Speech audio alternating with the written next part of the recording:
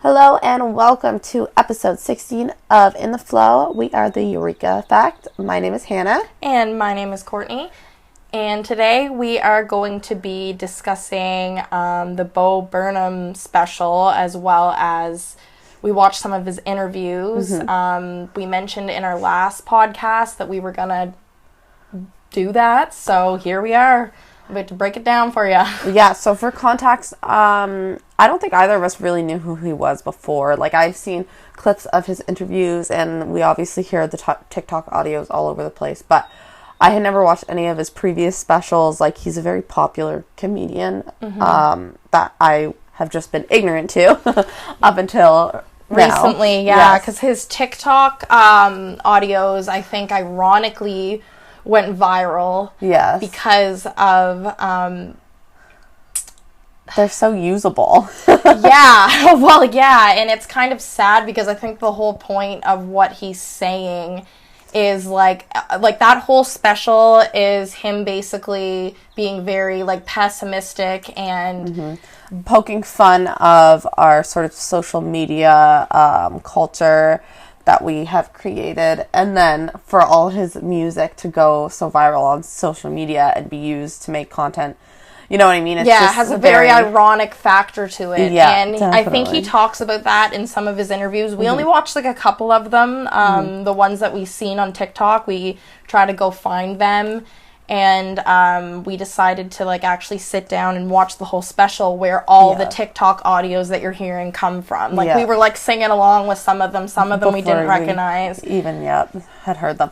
Actually, I'd like to mention also, he is very musically talented. Like, it was all very catchy and like sing-alongable, even though the lyrics are obviously not like a traditional music progression. Yeah, you know what it's I very mean? like ironic too. Like everything that he's saying is kind of like it's almost like Weird Al Yankovic vibes, like how it's being a parody, but it's very like serious. But instead of little music videos, it's like a long, I don't know, a piece. Yeah, of back like to a back. musical, almost like a one-man musical, which is his style of comedy. Like when he's talking about on the H3 podcast having anxiety and disassociating on stage and not being able to stop, it's because it's just him and he has to like transition to whatever he's doing, from playing the piano to like, I don't know, pretending to do stand-up or whatever it is. God knows. Yeah, like we just kind of dove into the Bo Burnham world realm right now. So please, super fans, don't come for me. Yeah. I guess my thoughts on the whole thing are that he is very talented, and a lot of like there's parts of his songs that I never heard before, like the little sock puppet part when he was talking. I don't even know how to regurgitate it, but it was basically like it was aimed like for children, like it was a sock puppet, and he was talking about like how every country is built on genocide. Yeah, and how we're all being lied to in the history books, and like it's kind of political. I was gonna say how like politicians all are working for a different agenda and like crazy stuff like that. There was another, and how we're being lied to, like all the media, everything that we basically talk about every day, every podcast. There was another one too that was really poignant. I can't remember. You have to definitely pay attention because it'll get like you're watching just a regular, I don't know, performance, and then all of a sudden he'll bust out these lyrics and you're like, wait, what did he do? Yeah, we'd have to like rewind it a couple times and like listen to it again because we'd be like kind of sidetracked. Yeah. Because it starts off like whimsical or like not as like in depth, and then all of a sudden he's just like hits you with a ton of facts. Oh yeah. It's definitely very educational. It's funny because, like, at this point, I feel like everything we talk about, we thought we were insane and blah, blah, blah. So now it's all, like, common knowledge. Over the course of the past year, everyone's just grown to accept this stuff as reality. It's like, where is society going next? What now? Like, yeah, something that I wanted to touch on was when we watched one of his interviews, and he was talking about like basically how we post on social media just to like look back on. We're planning out our memories that we're going to look back on, basically. Yes. Yeah. So it's like this hyper awareness of everything we do and how we're perceived by everyone else, right? Yes, and like growing up, like we all, well, not we all, I don't know about all of like the listeners, but I mean, Hannah and I like grew up with technology, so like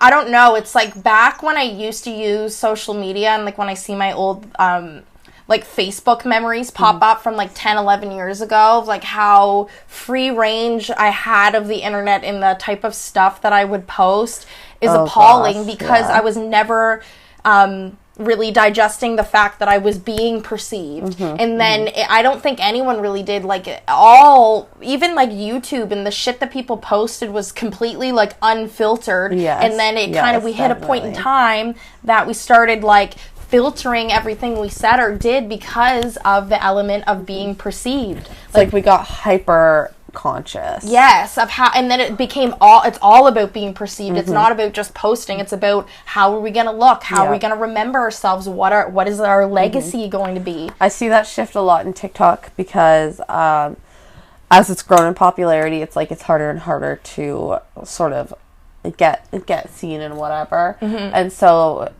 there's a lot of like TikTok coaches saying, you know, you need to think about your content. Is it educational? Is it this? Is it that? It's like there was a point where people were just posting on TikTok not thinking about that, and things were going viral because it was the authenticity.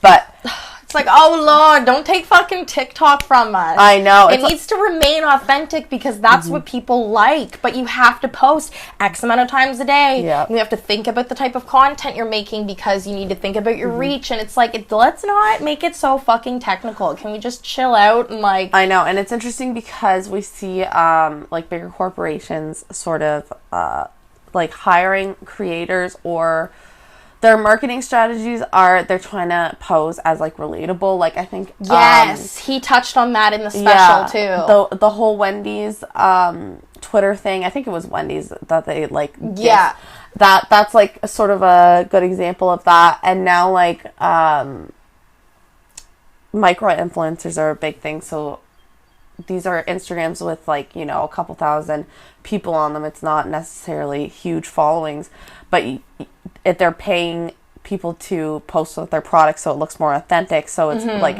hiding the marketing in it's digestible content. Yeah, exactly. It's like ulterior motive-y. Yeah, because it's just like they're turning human beings into walking brands. Like even the idea like of an influencer, authenticity kind of thing. Yeah, like I feel like influencers started out like just personalities we liked, and if they had something that they wanted to promote and a company was willing to pay you and you're already using it, like it's like, why not? But at this point there are people who are actively just seeking out brand deals and whatever. Well, that's how you make money as an influencer. So it's just kind of, I don't know, the whole social media thing is so weird and icky, and like, I don't know, there's elements that I like about it, but like, and like us, for example, like we're trying to like build our brand or whatever. I wouldn't even want to like, it sounds corny and weird for me to say like, oh, I want to become an influencer, because I don't like the connotation that comes with influencer. Like I think it's a very like unauthentic, I don't know, like I guess just, I like the term content creator because that is more what it is about, is creating the content as opposed to influencing people, you know what I mean? And I don't want to influence, well, you know what, I would like to influence people to become the best versions of themselves, but not to purchase things, you know what I mean? Not necessarily. I mean, at the same time, I say that, and I'm like trying to market my pop sockets and stuff, so it's not like I don't want to sell things to people. I don't think it's unethical to market anything to anybody, but there are it's the lines are blurred because of social media, and now that things have to have hashtag ad and hashtag gifted on them legally in a lot of places, I think that's obviously very important. But I mean, for us it's good because I think we grew up in an all right time where we can see this, but it's I don't want to say scary for the next generation because that sounds dramatic, but it's interesting to see how the next generation will consume.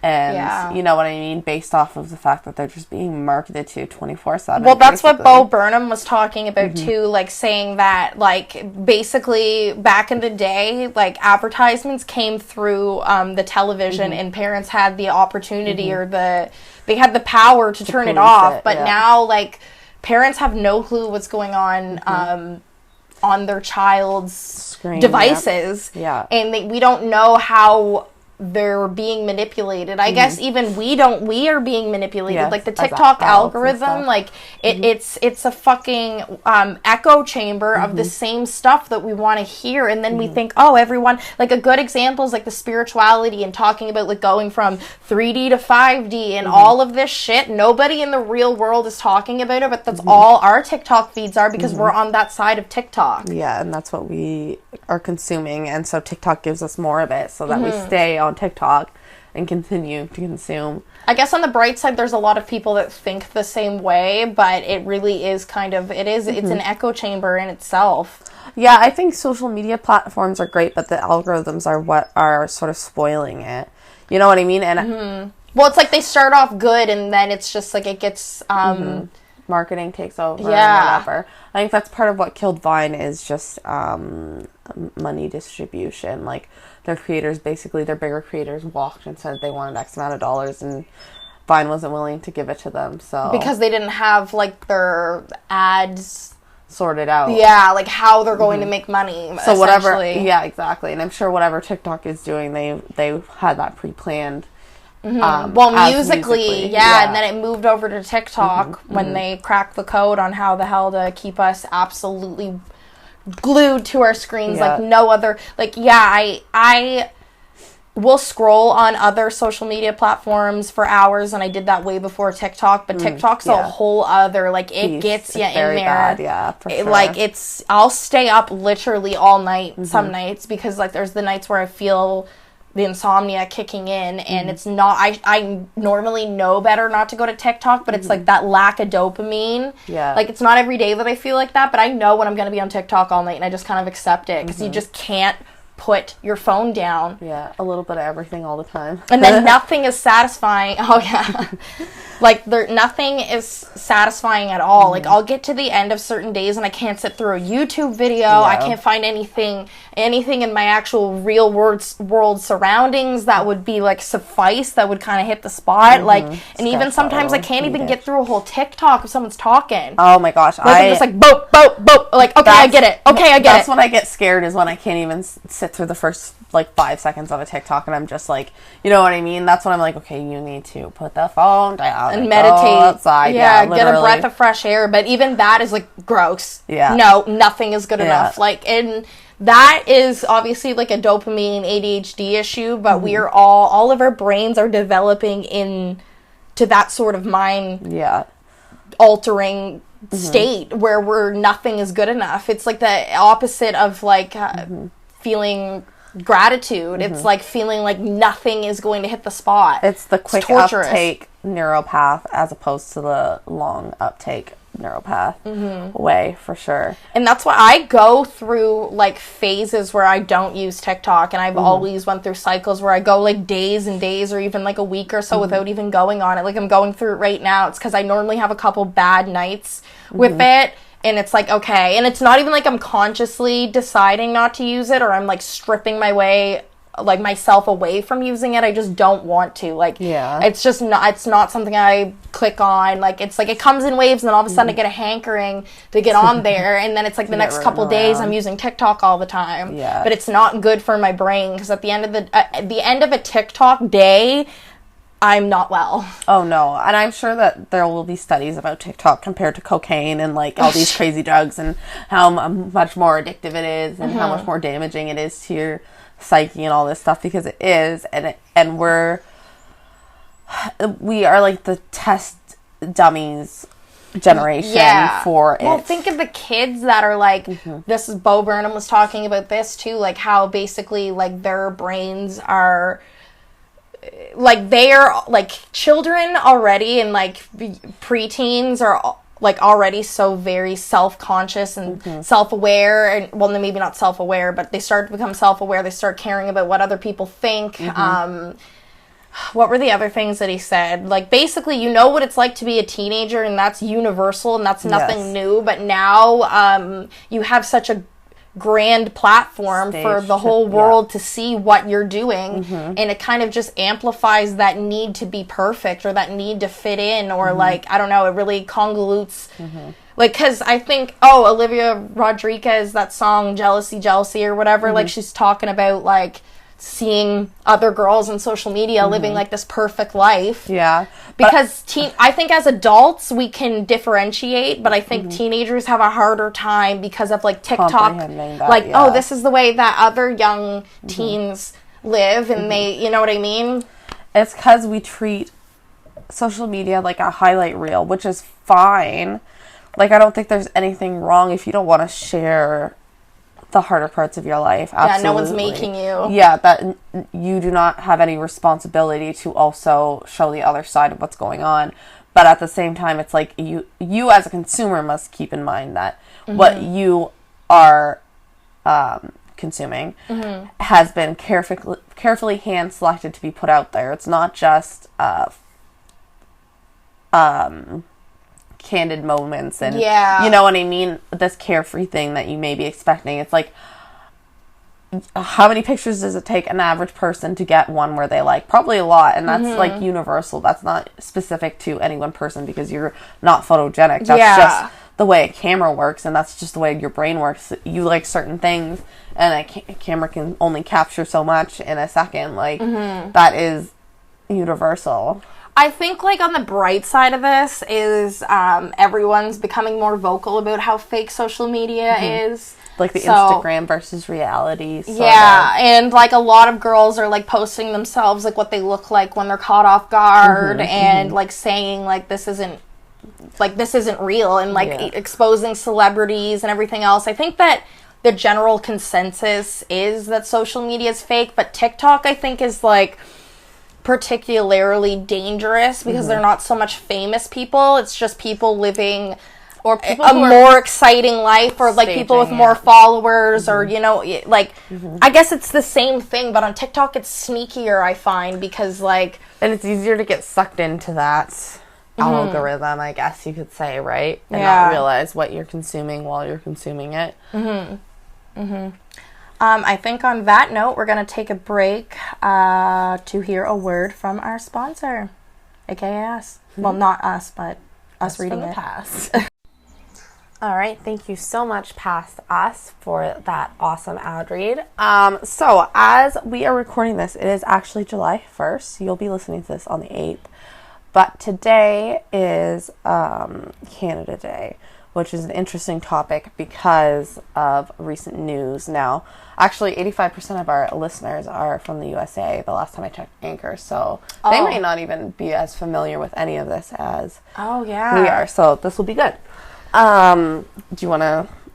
I'll try to give a brief explanation of what is going on, but basically we are not celebrating Canada Day this year because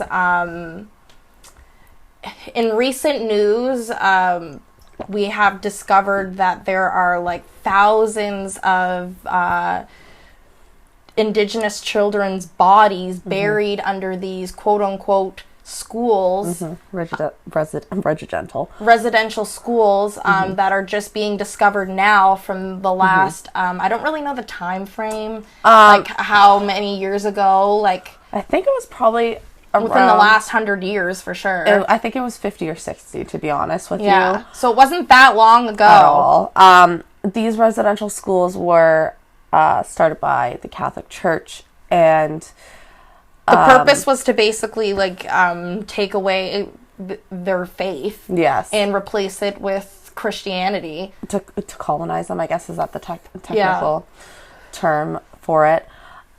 So this has been something that, as far as I can tell, has been talked about in the Indigenous community forever.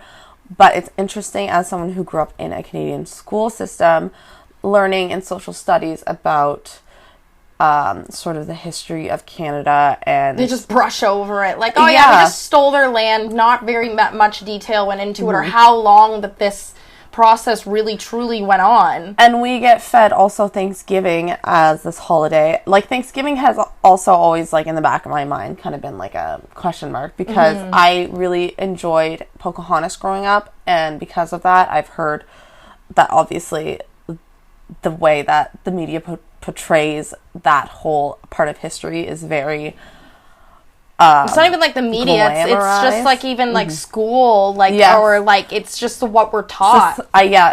Society, or I guess North American propaganda would be the best way to put it. Teaches that it was like this time of people connecting and, you know, merging to or different cultures and whatever, when that in reality was definitely not the case. And I mean, Canada is not exempt from this. Genocide is in histories all over the world, and I think that is part of the reason why I think it is awesome that we are canceling Canada Day, because it's important to recognize as like a that society, this is fucked up. Yes, to recognize where we were at one point, so that we can progress and work towards a better future. Because religion in itself, I don't think, is inherently evil, but to strip people of their children like that under the guise of religion is just I don't know, it's like a demonic and monstrous. It's absolutely unfathomable, truly. Like, that to have thousands of bodies just all over Canada in the name of what? Purifying the country. Like, it just doesn't make any sense. I think, like, the parents of these Indigenous children thought that their kids were getting, like, shipped off to school or whatever, but a lot of the time they were taken. Like, it wasn't them giving their kids up voluntarily either. They were coming in and taking them, but I think, like, they expected them to come home someday. And not all of them, to my knowledge. I don't, like, I think that these bodies accumulated. They weren't, for sure. Like, it wasn't, like, a big, one time event. But I might be wrong. I'm not exactly 100% sure, but I think that these kids were just being picked off one at a time due to abuse. Yeah, it's going too far. Yeah, I was gonna say, I think what the part of the main issue is that the people who were quote unquote teachers in these schools were just evil, disgusting human beings who should not have been around children at all, because there's also reports of sexual abuse. And, like, I actually seen this is so dark, trigger warning all over the place. Oh my goodness. An account of, like, a girl getting impregnated with a priest's kid, and them, as soon as she had the baby, throwing it in a furnace, and, like, oh my her hearing it, and, like, so it's like, it's just vile. Like, it's not even, I don't know.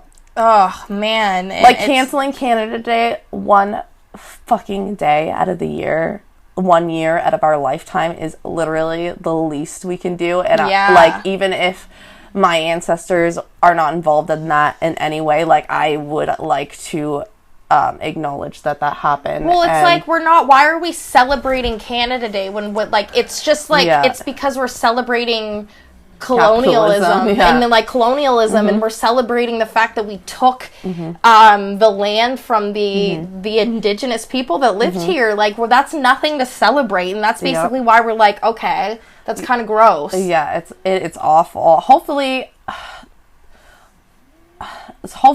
something good will come of this in the long run, you know what I mean?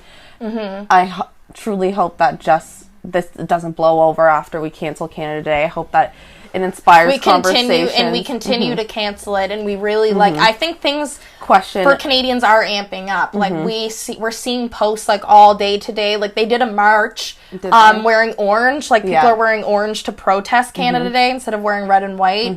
And they did a march, I think, at Rockwood Park and all through Canada, like, on a wider scale. Like, there's protests going on. So it is like, it's a social movement, and a lot of the times I find I don't want to be ignorant or rude when saying this, but I think that it's a lot of these social movements can be very virtue signally, Yes, and I don't for really sure. like to partake in them, and I don't really say too much because I think that there is social awareness, and I think that spreading awareness is Very important. vital to the movement, but I also think that, like, participating, like, oh, like, this is probably going to piss a lot of people off, and I did it too, but that, like, Blackout Tuesday on Instagram, I really don't think that was doing anything. Yeah, like, for sure. Like, I don't know, it's just kind of showing, like, oh, I guess it's, like, showing support, but it's, like, obviously, I support, Yeah. like, It I feels think, like something that you shouldn't have to yes. state. Like, if I understand what you're saying, if you live it out, why would you Need just to post a yes, square on yes, Instagram? For exactly. sure, Like, for and sure. it's like, I don't know.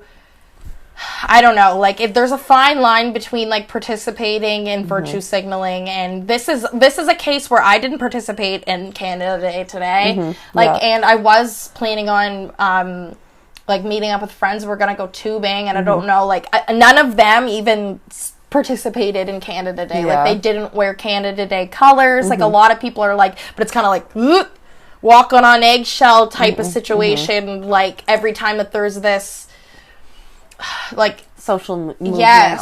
almost. because it becomes instantly, like, two opposing sides. You're like, oh, you believe in Canada Day? Then you must be a piece of shit. Yeah. Like, it's kind of that sort of atmosphere, which I don't really like, but that's kind of just how it tends to, like, play out. It just seems, because it's a social statement, or what is it called?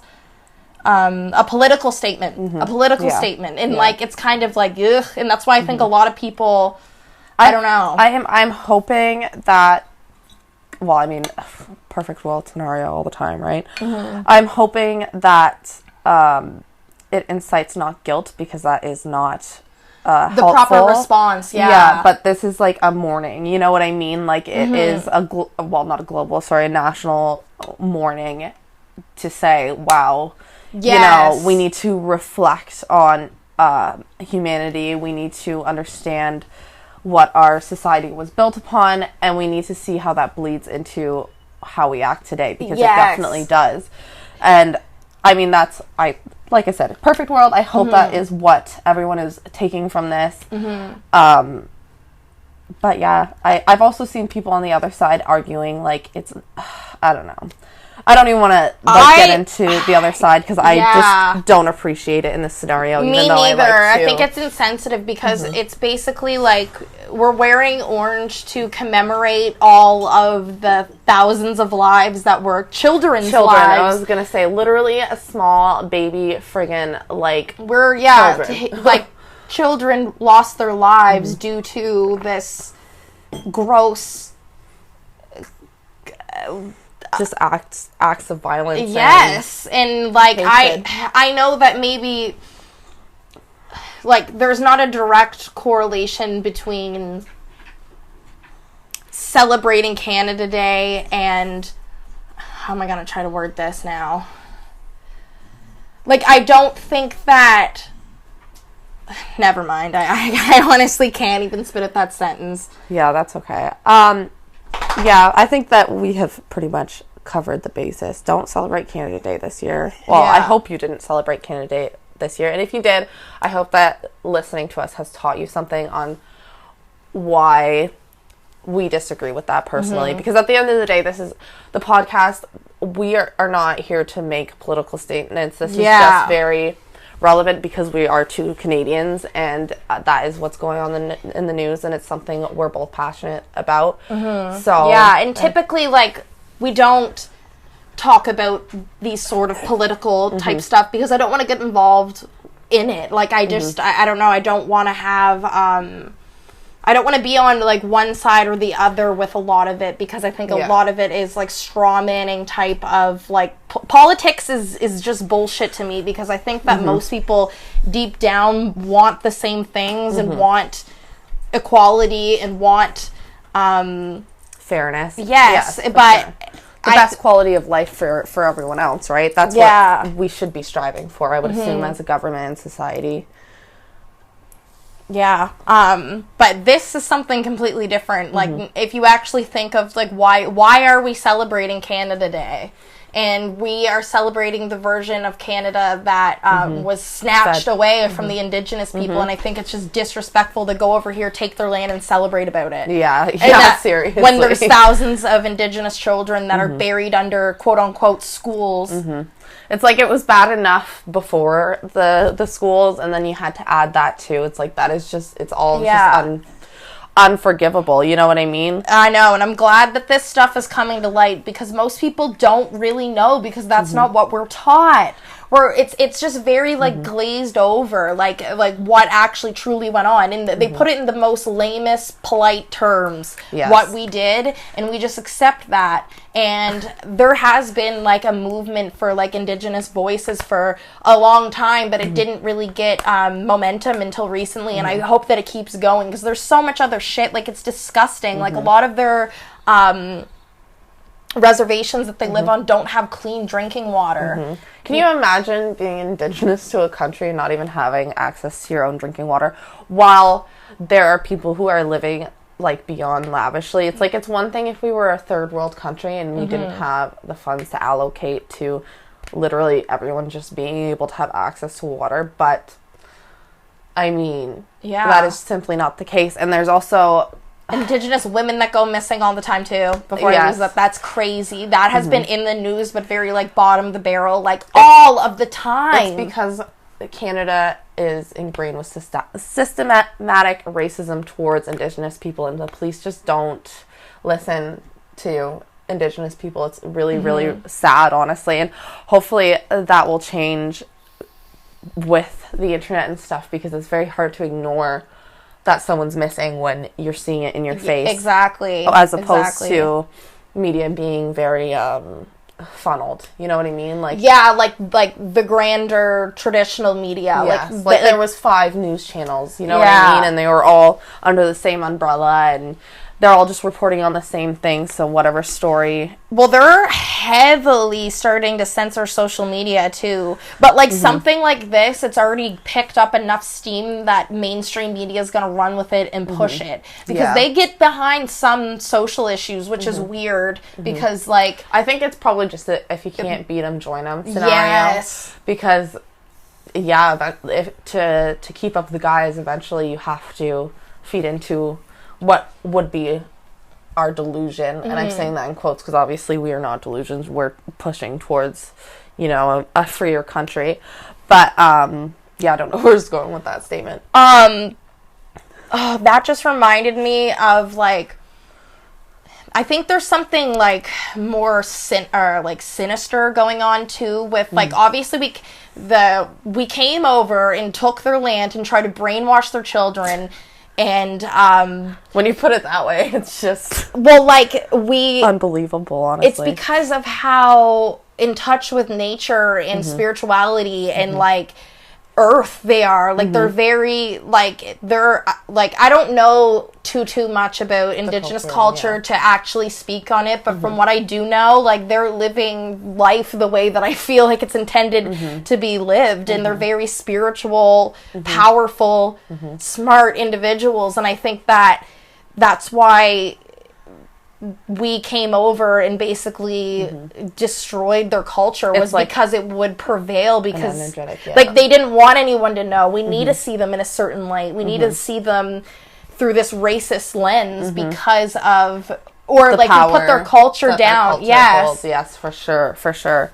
I feel like that's true, like in a lot of places, just because of Christianity. I'm so sorry. Oh yes, and the genocide. A lot of it's tying into Christianity. A lot of it, unfortunately. And there are other religions who, but for our country specifically, I would say for sure, and a lot of countries, like for example India, which is another one that I care about the history about because of my culture or whatever the heck you want to call it.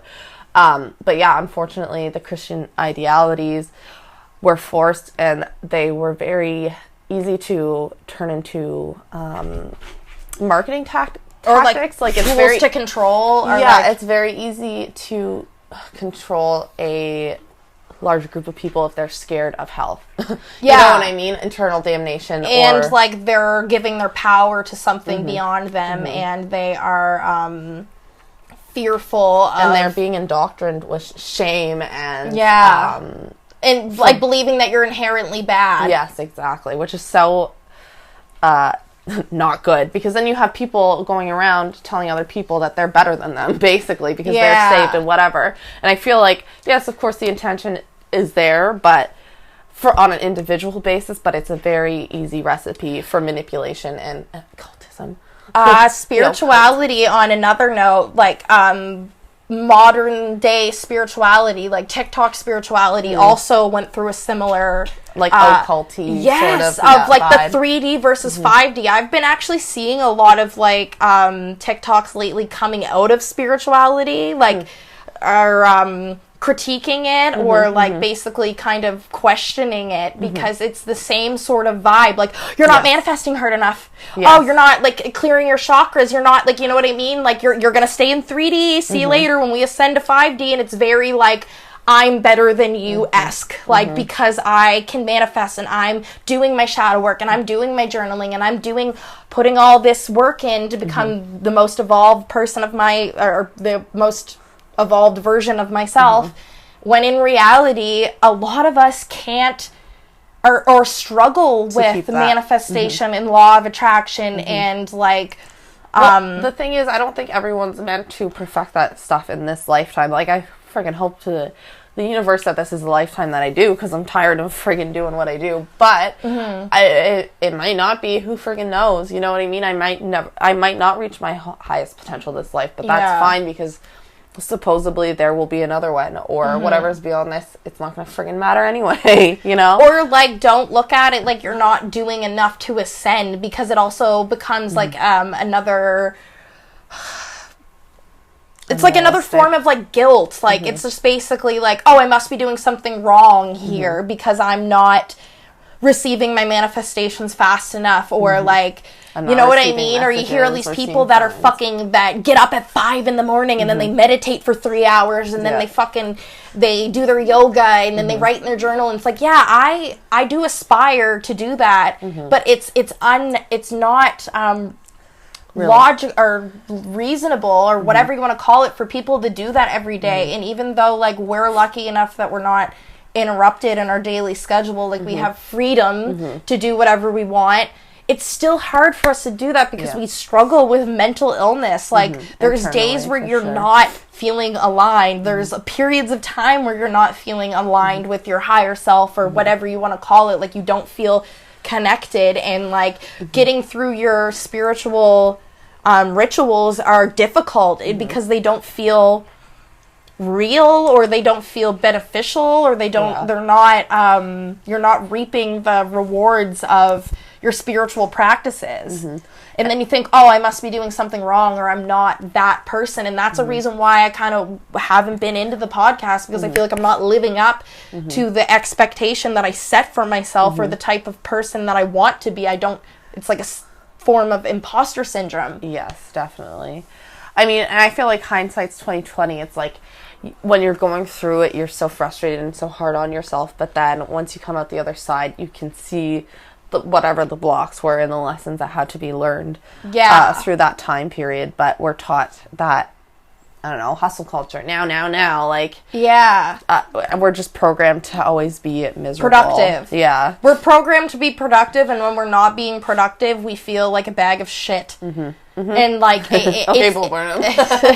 no, but for real, like I went through it like badly, like, and then I kind of stopped being productive, and I stopped giving a damn, and I lost all my motivation. Like, it was weird. It was like I never felt like I was being productive enough, or when I would get into a wave of productivity, I would never want it to end, and when I would fall out of it, I would be very hard on myself. And then I got to a point where I was like, no, I don't care about any of this, because every time that I'm being productive and I fall out, the way that I feel about myself is like shit, and maybe I'll never be that person who's going to be consistent. And like I don't know, I started doubting myself, feeling like I will never progress, because I'm always taking this one step forward, two step back type of approach, and not on purpose, and it was hurting me. So I'm just like, fuck this, I don't give a fuck what happens in my future. I'm just gonna fucking live in the moment and not give a damn about anything. And it wasn't a good feeling. I felt very out of alignment. Like, I kind of wanted to get back into being productive or creating content or, like, getting into the swing of having some sort of, like, routine with it. Or, like, I even kind of got out of, like, journaling and all that. Like, I just was like, what's the point? I think that part of the reason that happened to both of us, honestly, because I can relate to a lot of the stuff that you just said, is that we are passion-driven people. And it's like you need to get to a point of self-discipline or self-understanding to where when the passion runs out, you either have things in place where systems, exactly, where it's already it's okay because you have whatever pre-planned posts and all this stuff, or you know how to sort of coax your way through it and come on to the other side and without work through that what's the word, lack of motivation. It's like prevail, or like it's like a mundaneness. It's like friggin' Groundhog Day, honestly. That's what it felt like for a few months there, honestly. Just waking up and doing the same shit every day. Like, when we were posting more, like, in, like, the fall, or, like, I don't know, I felt really good when I started to develop my, like, morning routine. Like, I would get up and, like, do yoga or work out, write in my journal, listen to positive affirmations. Like, that felt really good for a while, and it was really doing it for me. And then I kind of hit, like, a lull where it was like, okay, why am I doing this? I wasn't feeling the physical effects, or, like, that it wasn't sparking any creativity or any motivation or any downloads. Like, I was kind of just blocked off from... And we're obviously very attached to the outcome of the podcast and our content and whatever, because we would like to make careers out of it. So it's daunting. And it's difficult when you don't have that immediate... Like, when you go to a normal job, you have a paycheck, and that's your motivation to keep going, so you know, and you have the structure already lined out for you, and someone dictating to you what to do and when to do it. And when you have fucking mental illness, BPD, ADHD, it's hard to be self-motivated. It's like a very it's like a slippery slope. Like, I don't know, like, you feel passionate about the thing, you get all excited, you throw yourself into it, and then you hit a little hiccup, or, like, that dopamine stops fucking hitting the same, and then you kind of burn out. And, like, when you don't have systems in place, it's bound to happen that you're gonna fall off. And that's basically our issue, is perfecting a system. We've tried different things, but we're still, we're still learning. And, like, time. It's okay. Like, I gave up mentally on the podcast because I got so hard on myself and so existential and so basically, like, what's the point of doing anything, that I kind of just was like, fuck it. And I stopped thinking about it, and I stopped putting energy into it. And, like, just recently, like, from us talking about it, like, through text, it kind of inspired me to get back into it, because I realized that it's not something that's wrong with us. It's that we haven't perfected our system, and, like, in the long run, like, we've been doing the podcast for a year or over a year now, and, like, a little over a year. Like, progress has been made. Oh yeah, like, time, for sure, but it doesn't feel like it, because in the last little while, like, we haven't been putting much energy into it. But there are also 1,010 other factors as to why we're not doing that. And it's kind of like, every time you quote unquote fail, like, it's a learning opportunity for you to get back up on the horse and try it again. Yeah. You know what got me really, like, motivated to get back into the podcast is I was watching Chris Clemens' podcast. He just started it, and it was the first episode. And I don't want to say it was bad, because that's not what it was, but it was definitely very rocky. Yeah. And he's been a YouTuber for quite some time, has a big following. So I was like, you know what? If he is struggling to get into the groove of things, why the heck am I being so mad at myself for, you know what I mean? Because he has a crew. He had, like, 3 people behind the camera at the same time. It's just us in our room. Like, obviously the imposter syndrome is the friggin' elephant that's sitting right there staring us down the whole time. Exactly. Because I don't know, we haven't seen the response. But if there's so many personalities out there, man, I'm like, if people sit there and listen and watch this content, there's no way that there isn't an audience out there for us and people who yeah, want there is to. an audience for literally everyone. And like I see a bunch of TikTokers saying that too. Like basically make content. It doesn't matter what the hell it's about. Someone out there will want to see it, and like you should use your voice. Like you should put yourself out there, and that motivated me. That was a couple weeks ago. I started feeling like, 'cause I'll go in like lulls where I'm like, no, I would never. I don't want to put myself out there. I don't want to be perceived. I just don't want to like deal with any of that. I think I do better behind the shadows type deal. But no, there are plenty of people for anybody. Like all you have to do is be likable, and it's really not that hard when you're being yourself, because when you're being authentic, you're going to attract other authentic people. And that's just like plain and simple.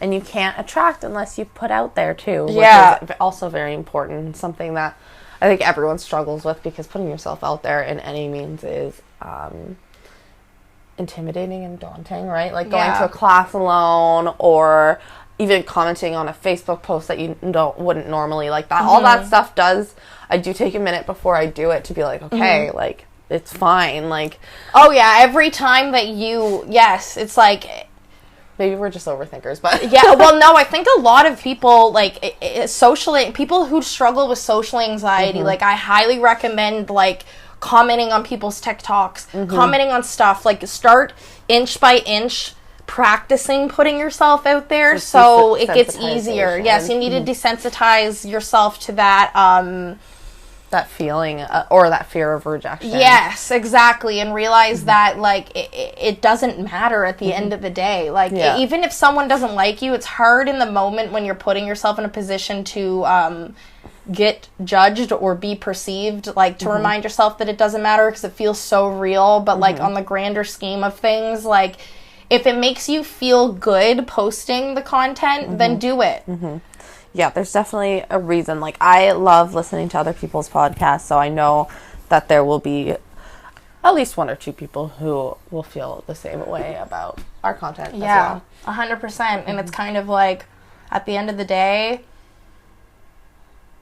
we are gonna give it our all, because it's what makes us feel good. And it's hard when you fall out of that to remind, like, I forgot what it felt like. And I kind of sat there and thought about it yesterday. Like, when we get done filming a podcast, I feel good about myself. I feel that it kind of is like that productive itch. Like, you feel accomplished, and I feel way more aligned. And like, that feeling can't be reciprocated. Well, it can be, but like, I don't know, it's different. I'm passionate about this, and it's something that, like, I want to pursue, but unfortunately, when you don't have proper systems in place and you get out of the swing of things, you're not in that momentum, and it's not so readily available in your vortex that you don't really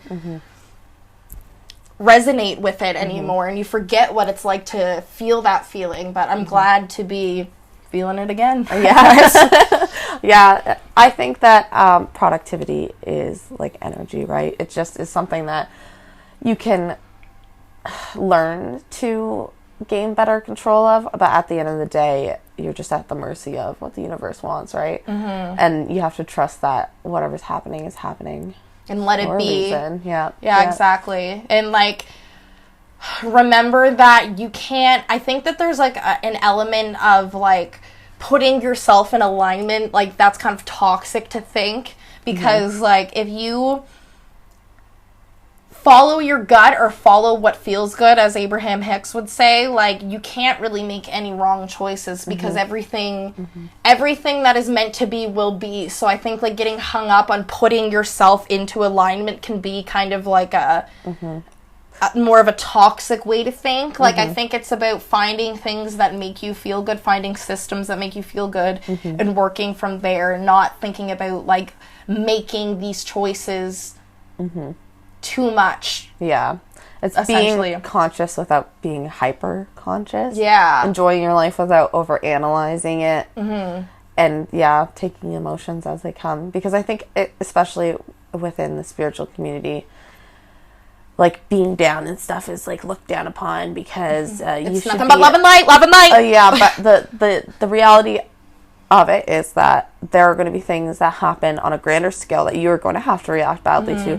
For example, if someone passes away in your lifetime, that is an experience that your soul signed up for. You know what I mean? Like that. So it's important to feel those feelings, because if you don't, then Well, there's contrast there. Yeah. And everything is like so cyclical by nature. You have to like it's inevitable that you're going to feel bad again, and you're going to feel good again, and you're going to feel bad again, and you're going to feel good again. And it's kind of about letting those things flow without becoming too attached to whatever emotion you're feeling, and not letting it absolutely ride you Dictate, or yeah. drive you or whatever you want to, however you want to call it. But it's letting the emotions pass through you without letting them Overcoming identify who you are, essentially. yeah, that's literally just life. That's Yeah. what growing up's about, is figuring out how to wade in the water instead of drowning in the friggin' rapids. And it's like, basically the best word of advice is to become detached. And I think a lot of like spiritual people will preach like seeing everything from an observer's perspective, and that is helpful, but it's not always. You don't want to be there 24/7. Yes, because it's like disassociation, right? Like you're kind of like not living in the moment if you're constantly thinking of life as a simulation, basically. Yes, and I don't think it's healthy to No, live for like sure. that, because you do. I think even TikTok went through a huge phase of disassociation because, like, yes, it is true you are just the spectator in a human vessel or whatever, but like you still are in this bitch. Like you gotta participate, you gotta like be a part of it, and like locking yourself up and meditating and fucking. Whatever, doing your spiritual practices, like if that is beneficial to you, like that's fine, but a lot of people have to live in the real world, unfortunately, and like have to participate in it and need they don't have the luxury of escapism in that sense. and it's not always satisfying. It can be very lonely, and I think a lot of like people going through, especially like the dark night of the soul or like a big healing period, I think it is very my belly's grumbling, like lonely and isolating, and that's why I think you need like the balance of like the real world as we know it, day-to-day life. Like it needs to be a part of your existence. You can't completely detach from it. Yeah, so out in the universe that you got to stay grounded. I guess that's what it comes down to, is if you don't stay grounded too, you will go like literally insane. And I think there's many cases of that out there, like, and you could see it even in Hollywood and stuff like that, when people have like public mental breakdowns. It's just getting too wrapped up in your little treadmill circle. Yeah, your own simulation. Yeah, exactly. Yeah. On that note, I think that that's a whole other episode wrapped up, isn't it? Yeah. 2 episodes in one day. Wow, look at us go. I know, New right? system, baby. We're trying something new. We're going to try to kind of have a big, long, fluent conversation, but like split it up into podcasts, because you never know when you're going to get in the flow again. Yeah, exactly. So if you guys have any topics for the next one, make sure that you leave them down below, because we'll be filming again very soon for you guys. Yeah, and thanks for listening. All right, bye.